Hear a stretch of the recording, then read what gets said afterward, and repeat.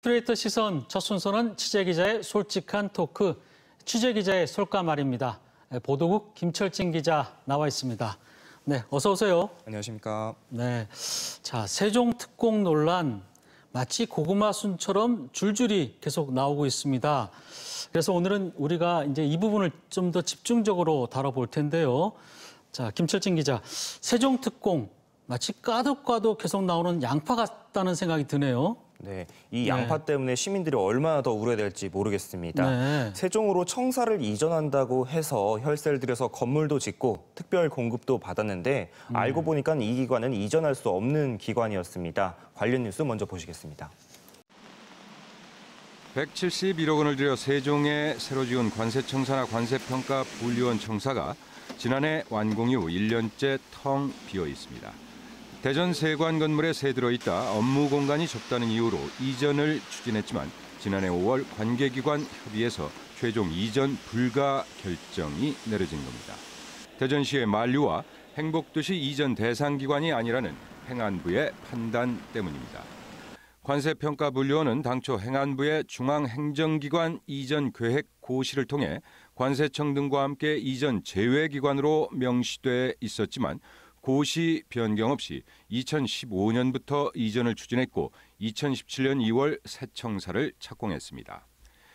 2019년 행안부가 이전에 문제가 있다며 감사원에 공익감사까지 청구하는 등 제동을 걸자 뒤늦게 수차례의 법률 자문을 거쳐 수도권 공공기관의 세종 이전만 다룬 행복도시법의 약점을 파고들었습니다.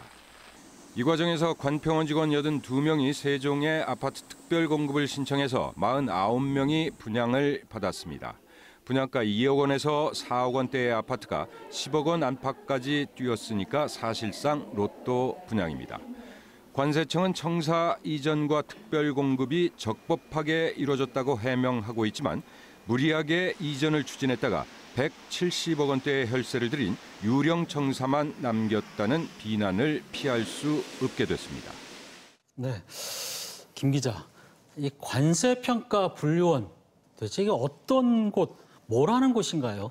예, 이름을 들어도 상상하기가 좀 잘 안 가는데요. 네. 이제 상품을 수출입을 할 때 이제 관세가 매겨지지 않습니까? 네. 이제 그 관세를 매길 때 이거 어떤 품목으로 봐야 되는지 또 어떤 관세를 매겨야 되는지 그런 것들을 연구하는 관세청의 직속 기관입니다. 관세청 산하 기관이군요. 예. 그런데 행안부는 이전 대상이 아니다. 그런데 그리고 또 청사 이전 불가 통보를 고시했음에도 불구하고 이쪽에서는 행정도시 특별법에 이제 그 관평원 쪽은 수도권에서 오는 기관이 아니기 때문에 우리는 해당되지 않는다. 이렇게 지금 얘기를 하고 있는 것 같고요. 또 가고 안 가고는 우리 마음이고 뭐 특공을만 받고 뭐 이전을 결정하지는 않았다. 뭐 이런 식으로 이제 얘기를 하는 것 같은데 도대체 이런 생각은 누가 한 겁니까? 뭐 집을 옮기는데 당연히 집주인이 관여 안 될 수가 없겠죠. 네. 이전 기관인 관평원과 그 해당 소속 기관 상위 기관인 관세청이 당연히 당사자로서 이제 이전을 추진했었습니다.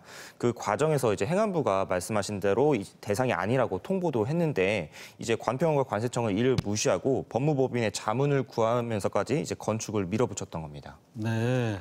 자, 지금 저 뒤에 있는 사진은 어떤 사진이죠?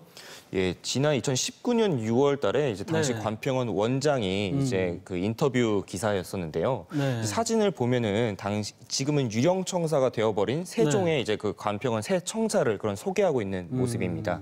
그런데 재밌는 게요, 이 사진이 찍혔을 당시 이미 네. 행안부가 관평원에 이전 기관이 아니다라고 이제 통보를 한 상태였어요. 네. 그러니까 삽은 떴는데 이제 공사가 안 된다고 상위 기관에서 통보를 했던 상황에서 찍힌 사진인 셈이죠. 네, 저게 이제 171억 원의 유령청사의 이제 조감도군요. 예, 한마디로. 그런데 상급기관인 행안부에서 분명히 이전이 안 된다고 얘기를 했는데 도대체 누가 돈을 내고 특공은 또 누가 어떻게 허가를 내준 거죠? 당연히 나라 돈으로 건물 짓고 또 이사 갈 준비를 했지 않겠습니까? 네. 이 과정에서 기재부가 등장합니다. 이전 계획 과정을 조금 더 타임라인을 통해서 따라가 보면요. 2015년에 먼저 관평원이 행복청과 LH 등과 협의를 통해서 세종 이전을 추진합니다. 그리고 그 다음에 이제 기재부에 이제 청사 신축 예산을 청구하는데요. 원래 나라 곳간 지킴이인 네. 기재부가 예산을 무척 깐깐하게 보기로 유명하지 않습니까? 그런데 덜컥 예산이 승인이 됩니다. 기재부의 입장은 관세청이 이미 행안부와 협의를 맞췄다, 뭐 합의가 된 줄 알았다라고 이제 판단을 했다고 이렇게 해명을 했는데요.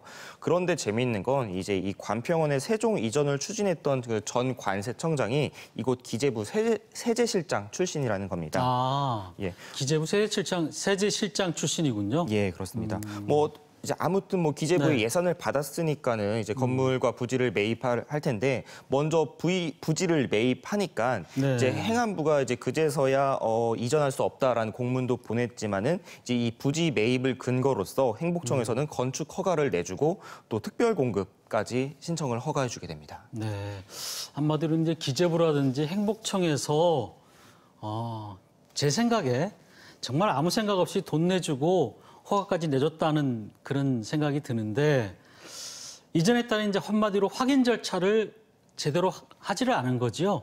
예, 그렇습니다. 확인 절차 뭐 그 여러 기간 동안에 벌어졌었던 것들이 아무것도 안 됐다. 제동을 건 기관이 없었다라고밖에 볼 수가 없는데요. 네. 사실 170억 원이 작은 돈도 아니고 어떻게 이렇게 아마추어적으로 일이 진행될 수 있는지 뭐 다른 기관들에 속해 있는 공무원분들께서도 많이 놀라고들 있는데 추진 과정에서 어느 기관에 조금 더 문제가 있었는지는 이제 조사 과정을 통해서 밝혀야 될 것 같습니다. 그렇다면 이런 책임은 누가 있는 겁니까? 관세청장한테 있는 겁니까? 어떻게 됩니까? 최종적인 이 책임은. 이제 네. 직접적 책임 같은 경우는 일단 관세청장에게 말이 많이들 지금 몰리고 있는데요. 네. 행안부의 제동에도 불구하고 이제 그 공사를 강행했었던 부분은 당연히 그 책임을 물을 수밖에 없을 것 같습니다. 네. 하지만 이제 정부 부처의 청사 이전을 관리하는 것은 전적으로 또 행안부지 않습니까? 행안부도 이 이전 사실 자체를 모르고 있고 또 이를 사전에 정리하지 못했다는 점에서 비판에서 자유로울 수가 없는데요. 또 공교롭게도 이번 사태에 대해서 이제 엄중 조사를 지시했었던 김부겸 국무총리가 또 당시 행안부 장관이었습니다. 그 당시 행안부 장관이었군요. 예, 그렇습니다. 그래서 일부에서는 이게 셀프 조사로 흘러가면서 흐지부지 마무리되는 거 아니냐라는 그런 우려도 나오고 있고요. 뭐 사실 여기에 또 제대로 된 검토 하나 없이 건축을 또 승인했던 행복청도 이 황당한 사건에서 좀 당당할 수는 없습니다. 네. 뭐 사실 전임 청장이 투기 의혹으로 지금 수사를 받고 있는 상황에서 얼마나 행복청은 더 논란에 휩싸일지 궁금하기만 하는데요. 행복청 역시 이제 허가를 내준 책임이 있지요. 예. 이전 대상이 아닌데도 불구하고 허가를 내준 책임이 있는데 지금 이제 국민들이 더 분노하는 것은 이거 외에도 지금 특공이 너무 많다는 겁니다. 심지어 뭐 조치원에서 세종 신도심으로 이전하는데 특공을 받았다는 뭐 그런 기관도 있는 것 같은데 도대체 이게 어떻게 된 거죠, 이게? 예, 정말 이해하기 힘든 네. 공직사회 이제 세종시 특별공급이 정말 고구마죽이 캐듯 줄줄이 드러나고 있는데 먼저 한국전력공사입니다. 네. 한전 세종지사가요 세종에서 세종으로 옮겼는데 특별공급 혜택을 받은 세종에서 것입니다. 세종으로 옮긴 거죠. 예. 조치원은 세종시 안에 예. 있으니까. 이제 세종시의 구도시민 조치원에서 한 20분 거리에 있는 이제 신도심, 그러니까 정부청사 등이 몰려 있는 행복도시로 이전을 결정했는데 이 과정에서 200명에 가까운 직원들이 이제 특별 공급을 받았습니다. 이뿐만이 아니라 사실 새만금 개발청, 해양경찰청도 이제 청사가 뭐 세종에 없는데도 불구하고 직원들이 이제 특별 공급 혜택을 받았는데 이들의 경우는 뭐 과거에는 세종에 잠깐 있었다가 청사가 이전했지만은 이제 아파트 특별 공급은 그대로 유지가 돼가지고 그 받은 아파트는 청산하지 않고 그대로 가지고 있는 경우입니다. 아니 저는 이해가 안 되는 게 새만금청은 당연히 군산으로 가는 걸 전제로 해서 잠깐 있었던 거잖아요, 그죠? 해경청 같은 경우는 이제 인천으로 이제 결국 가게 된 그 기관인데 그 잠깐 있는 동안에 그럼 그 사람들을 위해서 특공을 줬다는 거 아니에요? 예, 맞습니다. 특공만 받고 세종은 떠났습니다. 특공만 받고 군산으로 떠나고 예. 이해가 안 되는데 이 정도면은 환수를 하는 게 국민 눈높이에 맞지 않는가 하는 생각이 드는데 기 기자는 어떻게 보니까 환수가 가능합니까?